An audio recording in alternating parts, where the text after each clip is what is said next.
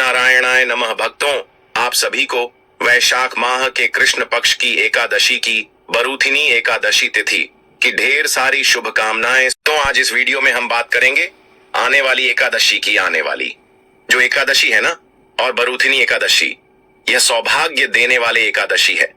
सौभाग्य कैसा? ऐसा सौभाग्य कि यदि कोई अभागी नहीं स्त्री बरूथिनी एकादशी का एक व्रत मंत्र कर ले, उसका सौभाग्य जाग जाता है कि संतान पाया जाता है। जिसको अवों की प्राप्ति नहीं हो रही, या जिसके हाथों की लकीरों में दुर्भाग्य हो या कहीं की दुआ हो, तो वह दोग हुई मिट जाता है। एकादशी के प्रताप से सौभाग्य जागृत होता है। बरूथिनी एकादशी सौभाग्य को जगाने वाली है, आपके जीवन की सभी दुखों का अंत करने वाली है। एकादशी आपके जीवन में आर्थिक परेशानी चल रही है तो वृथिनी एकादशी इसका एक उत्तम उपाय हो सकता है। एकादशी इसका एक उत्तम उपाय हो सकता है। आपके जीवन में क्लेश चल रहा है और मोक्ष की कामना करते हैं, तो इससे बड़ा कोई उपाय हो नहीं सकता। आज के इस वीडियो में हम बात करेंगे कि इस एकादशी का व्रत करना किस तरह से है, इसमें किस चीज के दान का भी पूजा का विधान है, इस व्रत के नियम क्या है, इस एकादशी में कुछ चीजों को त्यागना होता है और असली एकादशी में कुछ ऐसी चीज हैं जिनका आपको सेवन नहीं करना होता है या प्रयोग नहीं करना होता है। वह कौन सी वस्तु में है, कौन सी चीज है जिनको आप इस एकादशी में एक दिन पहले ही त्याग देंगे? इसके नियम क्या रहेंगे? किस विधि से इस व्रत को करना चाहिए? इस पूजन से इसको करना चाहिए? दान क्या रहेंगे? कारण कब होगा, कैसे होगा, क्या समय रहेगा? एकादशी व्रत किस दिन यह करना है? शुभ मुहूर्त क्या रहेगा? पूजा का समय क्या रहेगा? आपको बता दें कि अब आपको व्रत करना कब है और पारण करना कब है।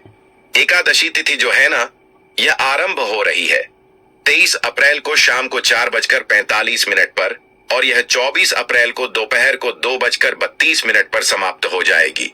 मां के अनुसार 24 अप्रैल को व्रत रखा जाएगा। दिन रहेगा गुरुवार का, क्योंकि सूर्य के मुख से एकादशी है, और 2:32 के बाद द्वादशी भी आ जाएगी, तो यह द्वादशीय योग्यता व्रत हो जाएगा। इसीलिए आपको व्रत करना है। 24 अप्रैल पूजन के लिए शुभ समय रहेगा। ब्रह्म मुहूर्त में आप कर सकते हैं। 4:30 से 5:15 का समय रहेगा। प्रातः संध्या के समय आप कर सकते हैं। 5:45 से 7:30 तक उत्तम समय रहेगा। इसके बाद आप 8 बजे से और 11 बजे के बीच में भी पूजन कर सकते हैं। उत्तम रहेगा। आप जो पूजन नहीं करेंगे वह समय रहेगा 1:30 से और 3 बजे तक, क्योंकि गुरुवार का दिन है और इस समय पर इस दिन राहु काल होता है। राहु काल में किसी भी प्रकार का पूजा पाठ जो है आरंभ नहीं किया जाता है। इस समय में आप पूजन कीजिएगा। पारण की बात करें, देखिए पारण का जो मूल सिद्धांत है वह यह कहता है कि पारण आपको द्वादशी तिथि में करना चाहिए, सूर्य उदय के बाद करना चाहिए, और द्वादशी तिथि के पहले 5:30 में नहीं करना चाहिए। क्योंकि वह परिभाषा का समय होता है। यह मूल सिद्धांत है जिनको आपको अवश्य रूप से पालन करना चाहिए, और उसके बाद ही आपको पालन करना चाहिए। इन सिद्धांतों को ध्यान में रखते हुए जो पारण के लिए सर्वोत्तम समय बनता है और जल्दी से जल्दी समय बनता है वह बनता है 24 को। आप अगर व्रत कर रहे हैं तो 25 तारीख को 5:58 से और 8:21 यह उत्तम समय है। इसमें आप पालन कर लीजिएगा, बहुत ही कल्याणकारी रहेगा। यह जानकारी एकादशी के बारे में जानकारी थोड़ी भी अच्छी लगी हो तो कृपया लाइक अवश्य कीजिए। करते हैं कि इस एकादशी का पूजन अपने कैसे करना है। साथ ही एकादशी को जो व्रत करते हैं या वर्तनी एकादशी को व्रत जो भी करने वाले हैं उन्हें दशमी तिथि से त्याग कर देना चाहिए। कुछ ऐसे कार्य हैं जो नहीं करना चाहिए, जैसे कांसे से के बर्तन में भोजन करना।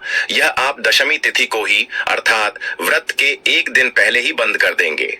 व्रत के एक दिन पहले से आपको कांसे के बर्तन में भोजन नहीं करना चाहिए। मांस वगैरह आदि का सेवन तो आप सभी जानते नहीं करना चाहिए।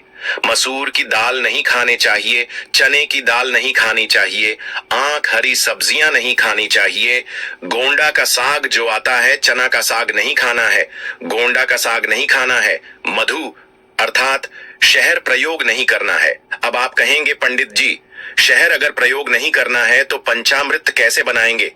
पंचामृत में आप शहर के स्थान पर गंगा जल मील दीजिएगा। दूसरे का अन्य आपको दशमी तिथि को ही त्याग कर देना है।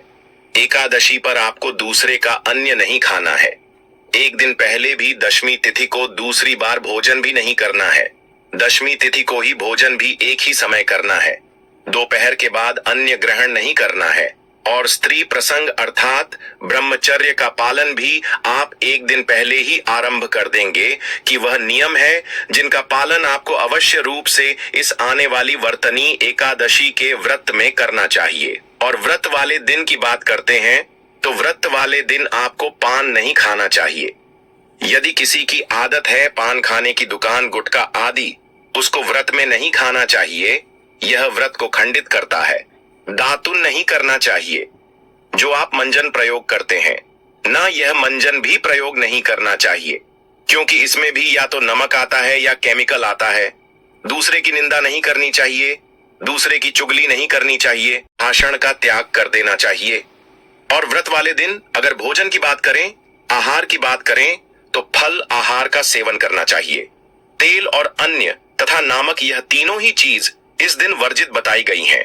इनका सेवन भी आपको नहीं करना चाहिए। यह वह वस्तुएं हैं जिनका आपको परित्याग करना है, अर्थात में का प्रयोग और बंद कर देना है दशमी तिथि से। और जो एकादशी वाली चीज है कि एकादशी को क्या नहीं खाना है, वह हमने आपको बताइए कि इसका व्रत पूजन कैसे करेंगे। तो एकादशी के व्रत वाले दिन वृद्ध को सूर्य उदय से पहले अवश्य उठ जाना चाहिए। वहां चल रहा है, वैसे तो संभव हो स्नान कीजिए क्योंकि वैशाख स्नान की महिमा बड़ी अद्भुत है साहब।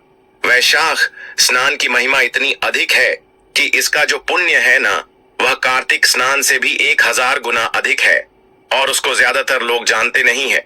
और इसका कारण भी भगवान श्री हरि विष्णु का एक श्राप है कि यह कहे कि भगवान श्री हरि विष्णु का एक वचन है जो उन्होंने यमराज को दिया था कि महिमा इसका पुण्य सभी मासूम में सर्वोत्तम है। करने के बाद स्नान आदि करके अपनी पूजा स्थल के साथ सफाई कीजिए और पूजा स्थल पर सामग्री एकत्र करके आसन लगाकर बैठ जाइए। बात आती है कि सामग्री में हमें क्या क्या चाहिएगा, तो सामग्री नोट कर लीजिए। सामग्री में आपके पास होने चाहिए भगवान श्री हरि विष्णु की कोई प्रतिमा या तस्वीर, माधव रूप की अगर तस्वीर आपके पास हो, प्रतिमा हो तो बहुत उत्तम रहेगा क्योंकि वह साथ में दोनों ही एकादशियों पर आपको भगवान के माधव स्वरूप का पूजन करना चाहिए। एक चौकी, पीला वस्त्र, रोली मोली, पान सुपारी, लौंग, इलायची, धूप में पुष्प की माला, खुले पुष्प चित्र, जानू, तांबे का एक लोटा, यह सामग्री आपको आवश्यक होगी। साथ ही पंचामृत बनाने के लिए कच्चा दूध, दही, घी, शहद और शक्कर, यह 5 चीज पंचामृत बनाने के लिए, क्योंकि एकादशी व्रत है इसमें शहर प्रयोग नहीं होगा, तो उसके स्थान पर गंगा जल की सारी वस्तुएं आप एकत्र कर लीजिए। सामग्री एकत्र कर लीजिए। तांबे का लोटा लीजिए, उसे बच्चों से मांझी और उसमें पहले गंगा जल भरिए, फिर उसमें शुद्ध जल भर लीजिए। आसन लगाकर बैठ जाइए और पूजन आरंभ कीजिए। एक पुष्प से सभी सामग्री पर और स्थान पर पहले चींटी दीजिए। इसका लाभ यह होगा कि इससे जो स्थान है, जो सामग्री है, वह सभी पवित्र हो। जल के चित्ते दीजिएगा। हम मंत्र पढ़ते हैं, ओम पवित्र हो, पवित्र एवं सर्वण व्यास, मेरे तो कुंडली कक्षा ही हो। इस प्रकार से अपने पवित्रीकरण किया है, शुद्धिकरण किया है। भगवान को विराजमान करेंगे उससे पहले अपने हाथ धो लीजिए। अपने सीधे हाथ पैर जल लीजिए। हास्टल रक्षालन आप तो दीजिए। हाथ धोने के बाद भगवान की स्थापना कीजिए। चौकी बिछाइए। चौकी पर पीला वस्त्र अगर है तो वह भी चाहिए और भगवान को स्थापित करने से पहले प्रार्थना कीजिए कि हे ईश्वर ही परमात्मा, हम आपके यहाँ आवाहन कर रहे हैं, आप यहाँ विराजमान हो और भगवान की तस्वीर को स्थापित कर दीजिए। यह भाव हो गया कि अपने भगवान को आसान दिया पुष्प के रूप में और भगवान आकर विराजमान हो गए। अब जिन लोगों के यहाँ चौकी नहीं है तो वह अन्यत्र स्थान पर भी भगवान का इसी प्रकार से स्थापना करेंगे। आपके पास जो भी उपयुक्त स्थान है पूजा का, वहां पर आप इसी प्रकार से निवेदन करके पुष्प रखिए और भगवान की तस्वीर या प्रतिमा को स्थापित कीजिए। राखी आप कुछ लोग कहेंगे कि हमारे पास तो पृथ्वी पर है, पूजन करना है। हमें तो हाँ पृथ्वी पर रखकर भी पूजन कर सकते हैं। शुद्धता का ध्यान रखें, अच्छे से साफ सफाई कर लें। किसी का कच्चा मकान भी यदि है ना तो उसको अच्छे से लिख लीजिए। उस स्थान को जहां अपने भगवान की तस्वीर रखनी है और पुष्प के रूप में आसान दीजिए, वहां पर भगवान की स्थापना कीजिए। वही फल है जो चौकी पर मिलेगा। और कहते हैं कि मुझे स्थान से अंतर नहीं पता, लगता मुझे आपका भाव जानना है। अगर आप भाव से पूजन करेंगे तो मेरे लिए सोने की चौकी पर बिठाने वाला और पृथ्वी पर बिठाने वाला दोनों ही बराबर है, दोनों ही समान। जिसको जितना मैंने दिया है उसको उसी अनुसार मेरा व्रत पूजन करना। स्थापना करने के बाद सामने दीपक रखिए। गीता दिया घी के दिए के नीचे भी आसान दीजिएगा। दीपक को कभी पृथ्वी पर नहीं रखते हैं या कहीं भी सीधा नहीं रखते हैं, आसान देते हैं। और धूप रखिएगा। अब आपको दीपक को प्रचलित कर लीजिए, धूप को प्रचलित कर लीजिए और संकल्प कीजिए। व्रत करने का संकल्प करने के लिए अपने सीधे हाथ में जल लीजिए। 1 रुपये का सिक्का दक्षिण के रूप में कम से कम रखिए और 3 बार बोलिए ओम श्री विष्णु, ओम श्री विष्णु, ओम श्री विष्णु। अपना नाम, अपना गोत्र, जिस स्थान पर बैठकर आप संकल्प कर रहे हैं वहां का मकान नंबर, क्षेत्र का नाम, शहर का नाम, वैशाख माह से कृष्णा पक्षी एकादशी आयाम पुण्यतिथि, आयु आरोग्य पिता प्राप्त है, सौभाग्य प्राप्त प्यार था, यह सुख संपत्ति प्राप्त है। एकादशी व्रत पूजन संकल्पम, संकट से विष्णु शरण, शरण प्रताप। और वह संकल्प भगवान के चरणों में अर्पित कर दीजिए। हाथ जोड़कर नमस्कार कीजिए। अब आप भगवान का पूजन आरंभ करेंगे। पूजन करने के लिए भगवान के सामने एक पत्र रख दीजिए, कटोरी रख दीजिए या कोई अन्य पत्र जिसमें आप पूजा की सामग्री अर्पित करेंगे। भगवान को पहले पद आर्घ अजमानी कराया जाएगा। चल रहा है तो उसी के अनुसार मित्रों का प्रयोग करना है। माधव मास की एकादशी में माधव मास का प्रभाव बहुत अधिक देखा गया है, इसीलिए इस प्रकार से हमें पूजन करना चाहिए। श्री शिवाय नमस्तुभ्यम। वैशाख मास के कृष्ण पक्ष की एकादशी को वरुथनी एकादशी कहते हैं। जो व्यक्ति अपने जीवन में एक बार भी वरुथनी एकादशी का व्रत कर लेता है वह सभी पापों से मुक्त हो जाता है और उसे भगवान श्री हरि विष्णु की कृपा और माता लक्ष्मी की कृपा से शुभ फलों की प्राप्ति होती है।